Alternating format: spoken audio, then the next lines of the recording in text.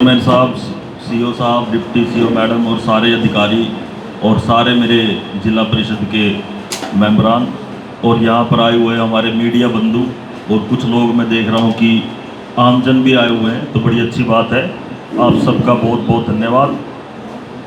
भाइयों, हम सब जितने 21 के 21 मेंबर हैं, हम सब ग्रामीण आंचल में से आते हैं चुनाव जीत के, जहाँ पर 90% जो हमारी जनसंख्या है वो किसानों की और मजदूरों की है। तो जो जहाँ तक किसानों की बात है, अभी आप देखेंगे कि धान का सीज़न चला हुआ है और 2.5 महीने के बाद लगभग मेरे हिसाब से 10 या 15 सितंबर से 1509 जीरी मंडी में आनी स्टार्ट हो जाएगी।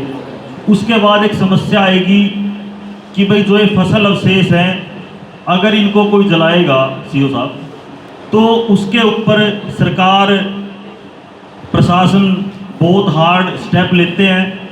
हालांकि वो मेरे हिसाब से थोड़े से समय से पहले हैं। अगर चेयरमैन साहब हमारे पास ऐसी मशीनें एग्रीकल्चर डिपार्टमेंट के पास या प्रशासन के पास अवेलेबल हैं, जो कि मेरी नॉलेज में नहीं है, कहीं होंगी तो शायद वो फॉर्मेलिटीज़ में है। कोई ऐसा नंबर तो हो किसान के पास जहाँ पे वो कॉल करके ये बोले कि जी जो भी आपका किराया है, जो भी आपका कॉस्ट है, वो मैं देने के लिए तैयार हूँ, लेकिन मेरे को मशीन प्रोवाइड कराई जाए। हर बार होता क्या है सीओ साहब कि भाई मशीन तो प्रशासन के पास है नहीं और किसान के पास और कोई ऑप्शन नहीं है, तो अगली जो बिजाई है वो गेहूं की, तो वो बेचारा कर नहीं सकता। तो वो क्या करते हैं, वो रात के समय लुक छिप के उसको आग लगाते हैं। और आज हमारे पास सैटेलाइट प्रशासन बहुत ज़्यादा यूज़ कर रहा है, स्पेशली तहसीलदार ऑफिस है या और भी जो भी दफ्तर इससे रिलेटेड है, वो ऊपर सैटेलाइट से देखते हैं अभी कहाँ पे आग जड़ी हुई है और वहाँ पे जाके छापा मारते ही उसका पर्चा दर्ज कर देते हैं। और कई केसों में तो ऐसा भी हुआ, अभी फाइन भी भरवाया गया और पर्चा भी दर्ज किया गया।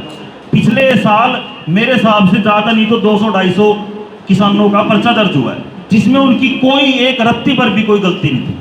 तो मेरी ये रिक्वेस्ट है कि भाई या तो प्रशासन के पास उसका कोई अल्टरनेट हो, कोई मशीनें हो कि जिनको वो भेज सके मौके पे। अदरवाइज अगर आप सैटेलाइट से उनको पकड़ रहे हो, फिर आप सैटेलाइट से ये भी पकड़ो अपने ऑफिस में आपके पास मशीन ही नहीं है। अगर अवेलेबिलिटी है और फिर कोई किसान आग लगा रहा है और वो कॉस्ट नहीं पे करना चाहता, वो तो फिर चलो कोई दंडनीय अपराध है, क्योंकि पोल्यूशन भी एक मेजर प्रॉब्लम है। तो मेरी रिक्वेस्ट है, यहाँ पे एग्रीकल्चर डिपार्टमेंट से कोई आया हुआ है यहाँ पे? हाँ जी, नमस्कार। एडीओ साहब, आप क्वालिटी कंट्रोल इंस्पेक्टर, शायद आपका तो ये ज़्यादा फील्ड है नहीं, स्पेशली डीडीए का है और एडीओ का है। तो मेरी रिक्वेस्ट है इसमें चेयरमैन साहब की, भाई एक तो जो सबसे बड़ी समस्या आज सारे सदस्यों को आई है कि ज़्यादातर विभाग के जो उच्च अधिकारी हैं वो मीटिंग से नदारद है, और जब तक उनके सामने कोई बात नहीं आएगी, उनकी जवाबदेही तय नहीं होगी, तो तब तक शायद अब ये क्वालिटी कंट्रोल वाले हैं, ना तो इनके पास कोई पावर, ना ये बेचारे मेरे हिसाब से लिखने की भी पावर नहीं। बैठ दो भाई साहब, थैंक यू। तो ये सारे के सारे जो अधिकारी नाराज हैं आज इस मीटिंग से, उनको इसी वीक में बुला के सारे पार्षदों के साथ, चलो हाउस की मीटिंग तो हो गई, लेकिन उनके साथ एक एक डिपार्टमेंट को बुला के सभी पार्षदों से मीटिंग की जाएगी। ऐसे नहीं भाग पाएंगे। नहीं, यही ज़रूरी है सर, क्योंकि अब यहाँ पे सबने एक बात कही है कि हम अपनी आवाज़ उठाते हैं, लेकिन ग्राउंड पे कोई काम नहीं होता।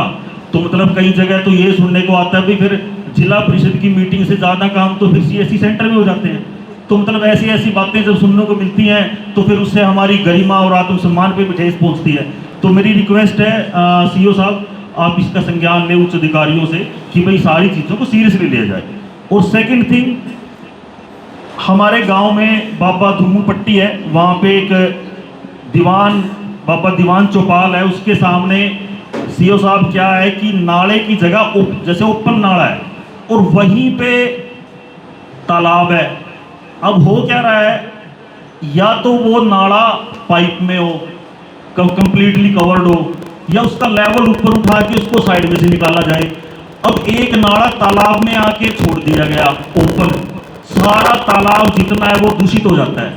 और ऐसे ऐसे जहाँ से नाला स्टार्ट होता है और जो उसका एंड पॉइंट है, वहां तक 3 तालाब आते हैं और तीनों तालाबों में समस्या क्या है कि नाला ओपन है, और नाला ओपन होने की वजह से जितनी गंदगी है चेयरमैन साहब, वो सारी की सारी तालाब का पार्ट बन जाती है।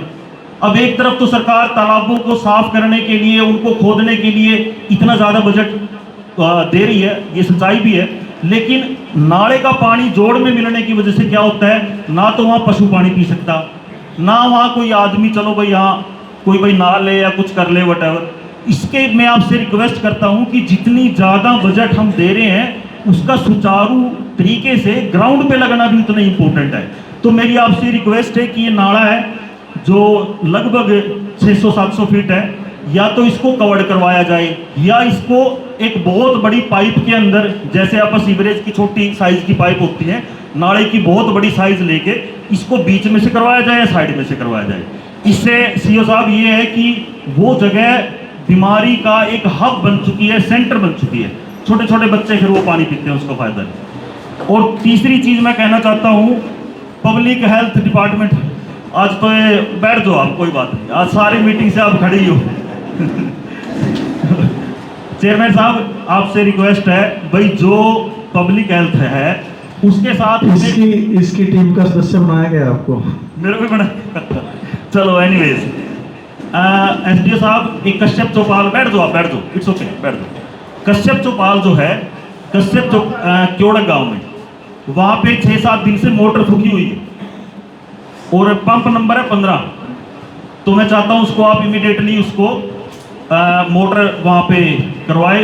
वैसे वहाँ पे टैंकर मैंने खड़ा कर रखा है, जिला परिषद के द्वारा दिया गया है, लेकिन वो कोई उसका परमानेंट समाधान नहीं है। फिर उसके बाद आती है चेयरमैन साहब, हमारे ग्रामीण क्षेत्र में